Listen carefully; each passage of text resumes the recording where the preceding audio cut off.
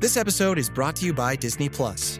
Disney Plus, Hulu, ESPN Plus? Stream all your favorites with the Disney Bundle. Disney Plus has Loki and Luca. On Hulu, watch originals like American Horror Story and 9 Perfect Strangers. And ESPN Plus has every match of Spain's thrilling La Liga. Get the Disney Bundle today for only $13.99. Includes Hulu ad-supported plan. Access content from each service separately. Terms apply. See thedisneybundle.com for details. Prosper Insurance has an offer that's tough to beat and will benefit you one way or another. When you get a quote with Prosper Insurance, if they can't beat your home or auto quote, they will send you an official Washington football team legend jersey. Of course, if they do beat it, you'll be able to afford your own jersey or two. I can tell you from experience, the quote I received was $2,000 less than my previous insurer. It might not be like that for everyone, but why not find out? Finding the right insurance can be a pain, but Prosper makes it easy while providing great service and advice. Their licensed advisors shop the market with top companies like Allstate, Nationwide, Progressive, Travelers, and more to find you the perfect coverage at a great rate, which helps explain why Prosper has more than 1,000 5-star reviews on Google. You have nothing to lose. Simply visit prosper.insurance/Keim to get your quote and a possible Washington football team legend jersey. That's prosper.insurance/Keim, Keim. This offer is good from September 13th to September 30th. You know what else is cool? They plant a tree for every policy they write. That's more than 66,000 trees and counting. Get ready to feel good about your insurance. Empire.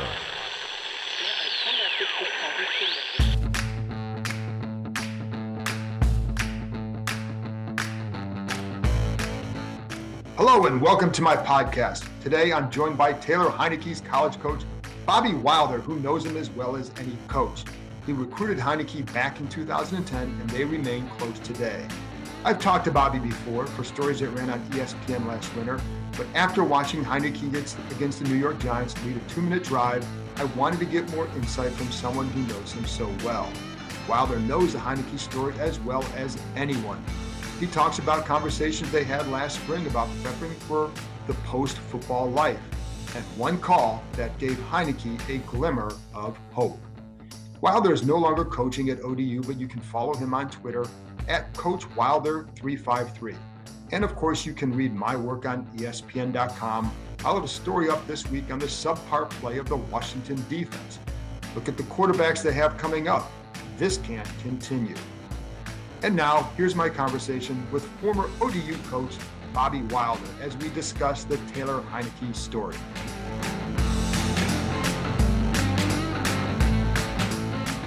Well, Bobby, I'm guessing you're probably one of the few people who aren't surprised by what Taylor has done so far. Am I accurate in that?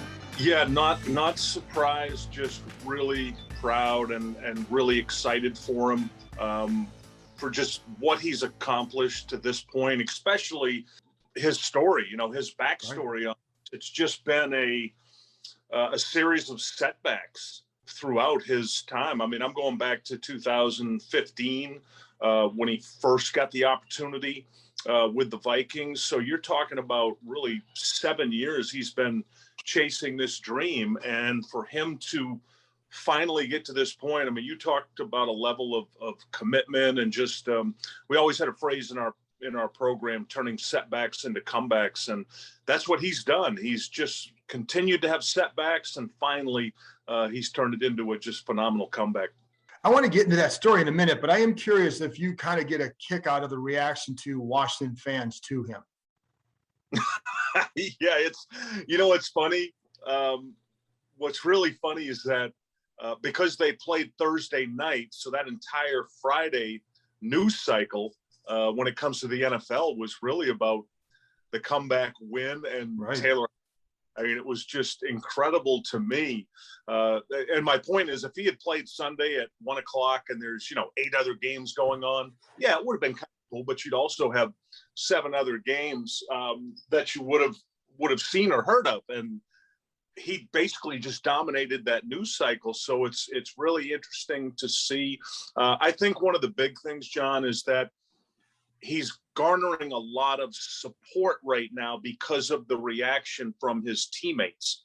And Right. then your reaction from the fan base, the reaction from people like Michael Irvin, who I kind of had to laugh at him because before the game, he's talking about Cam Newton. After the game, he's talking about Taylor Heinicke.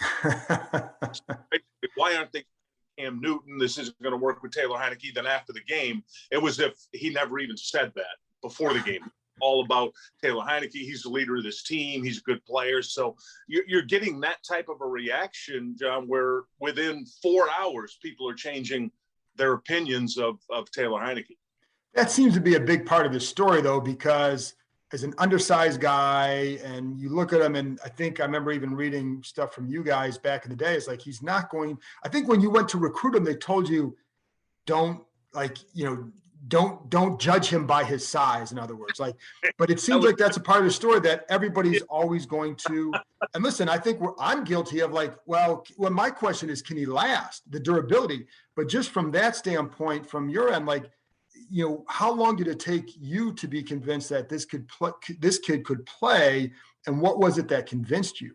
Yeah, the funny part of that story, which you mentioned, it was actually my quarterback coach, Ron Whitcomb, who made the initial contact with Taylor and with his high school head coach, Kevin Reach, who's a fantastic coach, even better person. When we were on the plane flying from Norfolk to Atlanta, Ron Whitcomb said to me, Coach, he's not going to wow you physically. You're not going to look at him and say, wow, that's a one college quarterback. So I was prepped going into the home visit with Taylor and his dad, Brett, who was just an awesome person. I think a lot of people know Brett passed away when Taylor was a freshman at Old Dominion. So when I walked into the room, John, I was mentally prepared. Okay, he's not going to be of the stature that, that 6'3", 225-pound chiseled athletic rock. He was 6 feet. He was 175 pounds. And so we were prepped for that, but what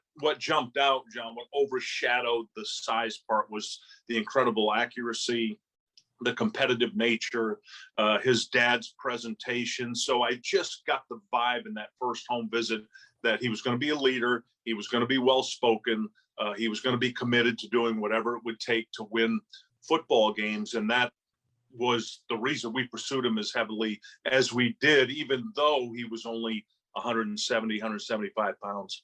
What was his dad's presentation?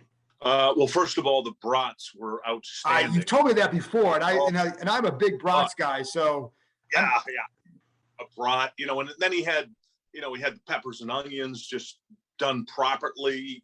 Everything was just perfect. I think I ate 3 brats that day. I might have embarrassed myself in front of Brett, but he came across, John, as just a really wholesome person. And being a dad myself of 2 sons, I could tell the way he raised Taylor was to be a good person, to be competitive, to be the best at whatever he would do, but to also include other people in the process. And you see that in the way Taylor comes across. It's not about Taylor Heinicke. It's about the team. It's about collective greatness, the pursuit of collective greatness. That's the way he was, John, at Old Dominion. I mean, he basically put our program on his back and took us a whole different level from just a startup to a team that won 10 games in a bowl game. So he took us on this incredible journey, and he was always humble. He was always about leadership. He was always about the team and the accomplishments of the team. He never makes anything about himself. And when you watch his press conference Thursday night after the game, he gets asked the question, is this your team now? Do you feel like you're the guy? And he answers it in a way that you can tell he wants to be QB1, but he also understands there's a lot more involved to this than just him. And that's the presentation that came across, John, from that first home visit with Ed, Brett, and with Taylor. And that's what you guys are seeing now in the way he leads. And you talk about the tough times from 2015. How often would you talk to him, and would he, and again, I don't want to jump the gun here and say oh, now he's this unbelievable quarterback. We don't know where he's going to go. We just know what he's done so far here, and his 11 quarters here have been pretty good.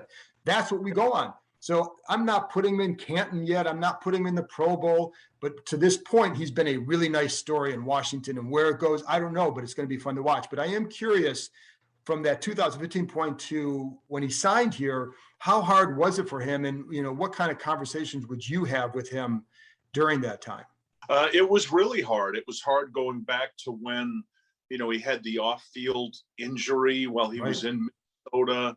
And then, he eventually gets cut, and then he's, it's the Cowboys, it's the Patriots, and, then it's the Texans, and he goes in the Texans game and it looks like he's doing okay. And then it's, the concussion protocol, and then he gets cut again. And, it was just this constant up and down, ebb and flow of, is this going to work? And I just kept reminding him that, we talked about the setbacks, and, that attitude of every setback is just a comeback waiting to happen. And you're going to write the greatest comeback story ever written, from a free agent quarterback to what you're going to do. And just tried to stay focused on the process of winning and being successful. And it was really hard on him. And we had a very serious conversation last spring about, okay, maybe it's time. Let's at least get you enrolled in your classes. You've got 6 left. Let's get you in 4 this fall. If something happens, you can go, you can react to it. But when we had that talk last spring, COVID had just hit really hard. So there wasn't even certainty about, was there going to be an NFL season? NBA basketball had just shut down. So it was like, Taylor, maybe you get enrolled in your classes. Let's see what happens, not only with the NFL, but with COVID. Your online classes, so you can be back in Atlanta taking the classes. So the decision was made then. And then what really gave him hope was when Scott Turner contacted him last summer and said, hey, look, I don't want COVID. Stay in shape, be ready. We may call you. So that glimmer of hope, when I talked to him about the classes in the spring, that he was down, but he was focused. He was thinking, okay, maybe this time I get my degree and just start my life away from football. And then when Scott called, he texted me after that and said, hey, here's what's going on. And I just encouraged him. I said, hey, keep doing your thing with your schoolwork, but get yourself in great shape, make sure you're throwing, do all the things you need to do. And he's got a really good trainer in Atlanta that he's been with since high school. So it was easy for him to do those things. But the biggest thing, I just kept trying to encourage him to, get yourself prepared. And when that opportunity comes, you now know what you'll need to do. And I think the fact that it was with Scott Turner, Ron Rivera, it was a system he'd known since 2015, really made the difference. Well, and the longer I've done this, the more you realize how important it is to get to the right system, the right fit with the right coaches around you to make it work for a lot of players and especially a quarterback. One of the reasons I also want to talk to you too is because of what he did the other night, those comeback, the 2 drives late. Now I know he had the interception, but he also had a 2, dimes in the bucket throws on the one drive, and then he leads the game-winning drive. That was commonplace at ODU. What is it about him, do you think, that helps him in those situations? Well, he does something. I've always tried to teach quarterbacks, because I played quarterback. I've coached it my whole life, that when you get into those moments, the number one attribute you need to have is poise. You have to stay poised in those situations and just focus on the process of the situation and what's going on. And you can talk about that. All coaches talk about it, but you have to practice it. And we would practice that all the time at Old Dominion. I would take him, we'd be in the middle of practice and I'd blow my whistle and everybody'd come running from everywhere. And I'd call out sudden change, meaning there was a turnover and everybody's got to come off the bench. And now here's the situation. There's a minute left. You're on the minus 25-yard line. You got 2 timeouts. You need a field goal. Let's go. And then have the kids practice that. So Taylor would have to be on the field, hear me say the situation without, there was no clock to look at. There was no scoreboard. He'd just have to hear it and then take command of those 10 guys. The offense would be on one sideline, defense on the other, and play. So my point is, we did that over and over and over again. He's been in those situations so many times, so he feels comfortable. The other thing I would always tell him is the defense is going to be in panic mode. So if you just keep your poise and composure, somebody on the other side of the ball is going to make a mistake at some point. And if you're poised, you'll see it, you'll react to it, and you'll be successful. So you notice this. I'm sure your listeners notice this, and I'm sure this is why you're asking me the question. He's just really poised. So he's comfortable. He's comfortable in those situations, and that's why he's always had success at Old Dominion. You saw it last year at the end of the Panthers game. You saw it in the Bay game where he brought the team back. So those are situations he's comfortable in. Now, he's not always going to be successful. It's not always going to be like it was the other night, but you're seeing the guys have faith in him now. It's not just McLaurin and the other offensive players. It's now the defensive guys talking about what he does late in games. Those guys are all up off the bench now, and they think they're going to win. This episode is brought to you by HP Plus. In a world full of smart devices, shouldn't your printer be smart too? It is with HP Plus. These printers know when they're running low, so you always get the ink you need delivered right when you need it. Plus, you save up to 50% on ink, so you can print whatever you want, as much as you want, anytime you want. Huh, that is pretty smart. Get 6 free months of instant ink when you choose HP Plus. Conditions apply. Visit hp.com/smart for details.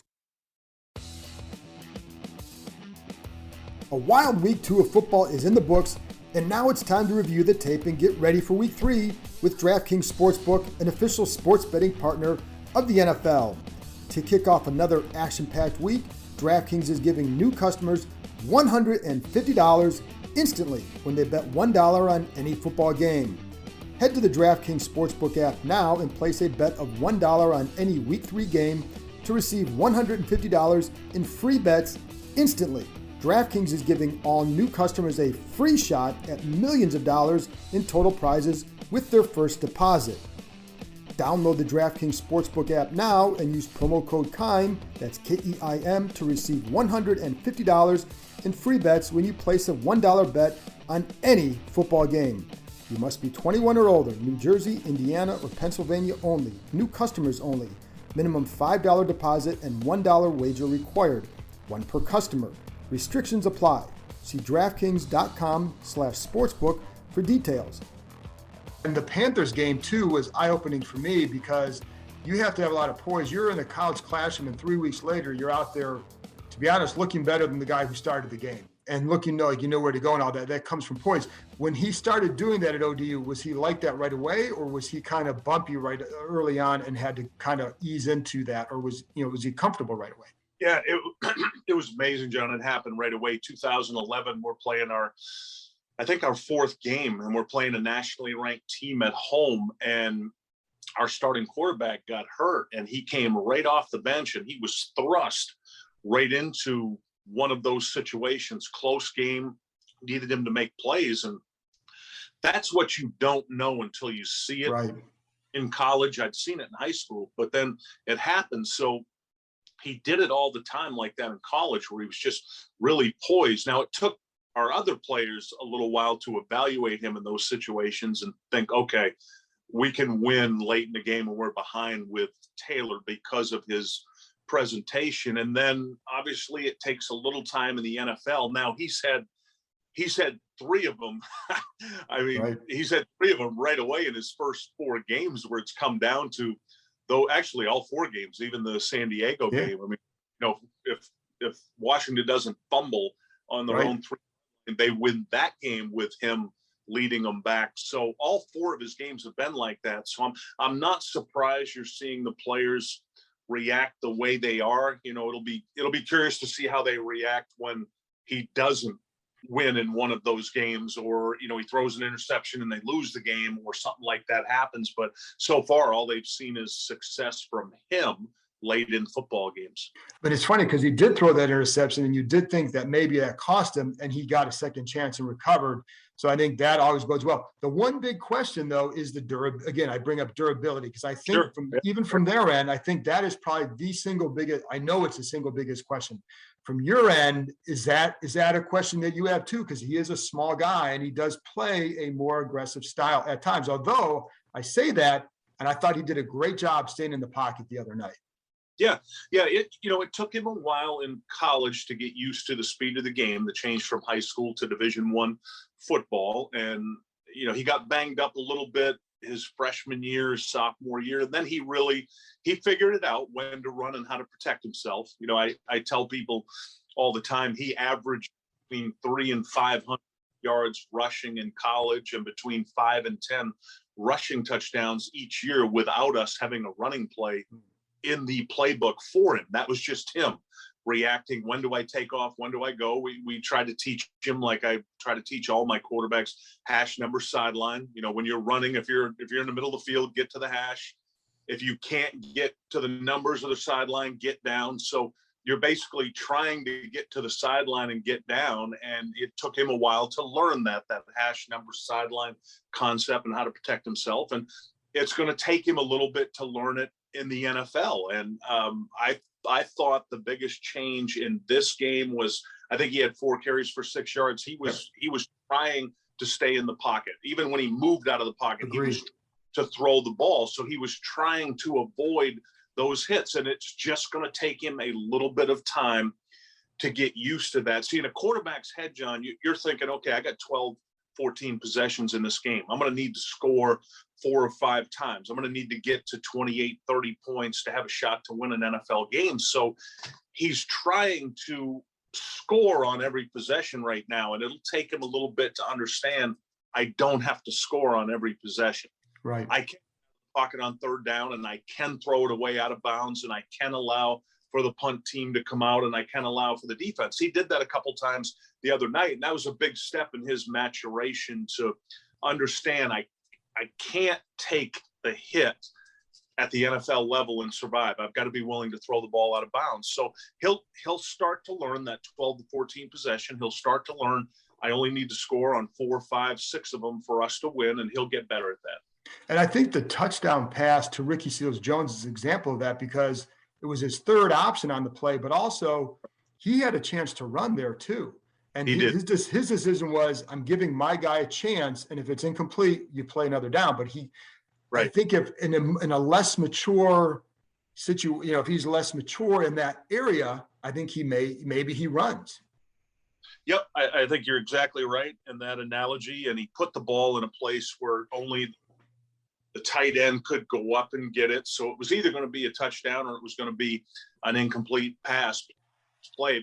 But your observation's exactly right. That split-second decision he made to not run the football, and not put himself in a position to get hit, it was a big step in his growth and understanding. I've got a 6'5" guy who can jump to the height of a basketball hoop to 10 feet. So I can make this throw at 9.5 feet. It's either him or nobody. And that was a huge step for him.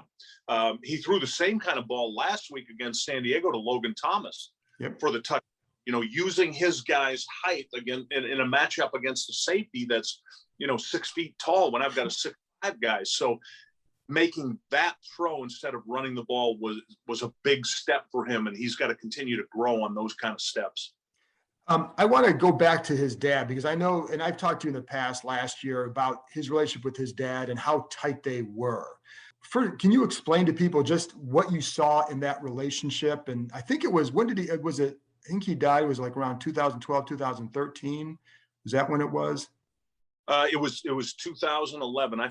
First in 2010, December of 2010 was home visit I was describing before, and then got to know Brett, started to build that relationship. 2011, June of 2011, Taylor reported to Old Dominion for summer school and training, and then had a great preseason. We were going to redshirt him. So I had talked to Brett about, hey, look, we need your son to develop physically. We want him to grow. We've got a starting quarterback who's a veteran player. So we were going to try to redshirt Taylor in 2011. Now, Brett was still coming to the games because they were best friends. I mean, Taylor and Brett had a really unique father-son relationship.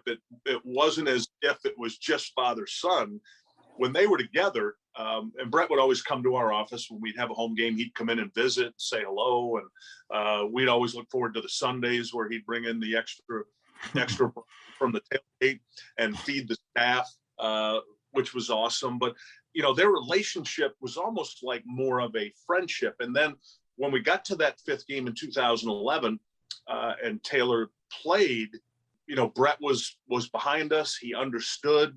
Our starter had an ankle injury, and we weren't sure if it was going to be 2 weeks, 4 weeks, 6 weeks, 8 weeks, but we needed Taylor to play. And he went in and played. And that season, John, he had 26 touchdowns and only one interception. And the interception came on a Hail Mary pass. I mean, incredible as an 18-year-old freshman. And Brett was there for every game.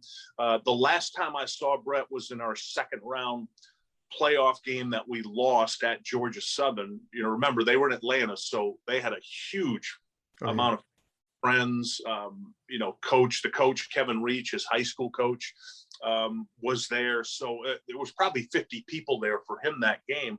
And that's the last time I saw Brett. He passed away about a week later at home of a massive heart attack. Taylor was actually, had spoke with him that night. It was on his way home the next day. Taylor was going back home for the Christmas holiday. And then that's when Brett passed, was that at the end of Taylor's freshman season. So I always think in a positive light that he got to see Taylor play that year. He got to be there for all his games. Brett flew in for every game, didn't matter where we were playing, and then was at that playoff game with all their extended family and friends and Taylor's mom and sister. And, so it was just really good that Brett was there. And that's the last time I spoke with Brett, was at that Georgia Southern playoff game. How often do you think that Taylor still, especially with the success he's having now, do you, when you talk to him, does he bring his dad up still with that? Like, I've got to imagine, like, if it's me, I'm thinking of him all the time. And I would imagine that's how it would be for Taylor too. Oh yeah. I've still got, where is it? I've got this bracelet right here. Brett Russell Heinicke bracelet, ODU football. We had these made, and I still keep that with me.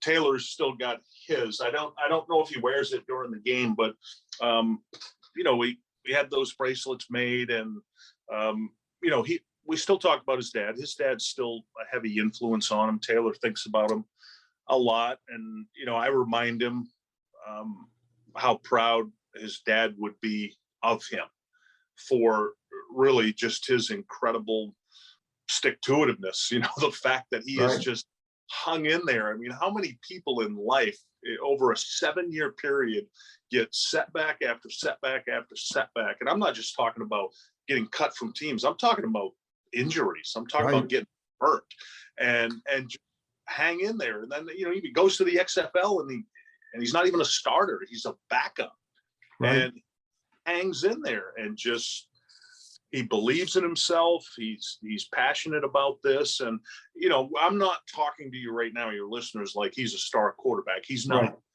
He's a solid football player right now in the NFL who's trying so hard to take this situation and run with it. Our conversation before this season was, Coach, I'm just incredibly locked in on this. I'm going to do everything I can to make this work. I know this is probably my last opportunity, so I've got to make it work. And he went and physically just built his body up. He looks the best I've ever seen him look. He put the weight on. He trained his tail off. He was dedicated, disciplined, everything he had to do. And he's trying to take advantage of this, what he really believes in his mind is his last opportunity. So I think he's going to make it work, but let's not confuse the issue here. He's not Tom Brady, right? But he's pretty darn good. And if the guys around him can continue to grow with him and continue to play well with him, I think he could have a really good year. Yeah. And that's why I say, like, I don't want people to jump to the conclusion that we think, we're not putting him in the Hall of Fame, but he's in his 11 quarters here, he's done well. And so then, like, I was even talking to someone the other night, well, what is it, because there's such mystery that you don't see stories like this very often. No, you don't. I think people have really gravitated to the underdog nature of him and the scrap. I hate to say this, like it's a cliche, but there's like a scrappy, everyman quality to him, because he's not a big guy.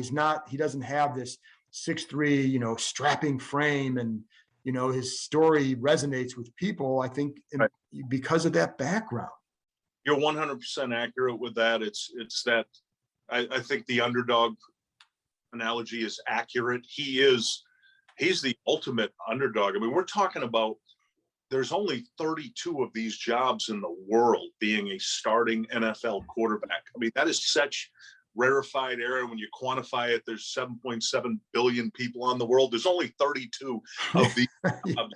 We look at these 32 jobs, we think Tom Brady, we think Russell Wilson, we think Aaron Rodgers, we think the current starting quarterbacks in the NFL that are, I just mentioned 3 Hall of Famers, and that's what we think about. And then we think about Josh Allen, the 6'5", 240-pound rocket arm guy. Like, okay, that's the next generation of quarterback. You don't look and say, okay, there's a picture of Taylor Heinicke. That's a starting NFL quarterback. Nobody does that. But then when you peel away the layers, John, you see the innate qualities. You see the passion. You see the drive. You see somebody it's like somebody who's just hanging on with their fingernails. He's just been hanging on for 7 years, trying to get that opportunity. And then you go, okay, I'm going to rally behind that guy. I'm going to root for that guy because that guy's he's not what gets spit out of a computer. Right. That's different. That guy is me. That guy's the average human being who just caught on to something and got in the right situation. And Ron Rivera and Scott Turner said, okay, he's really smart. He's math, he's analytical, he's an engineer. Let's keep him around because whenever we put him in the game, he seems to do really well.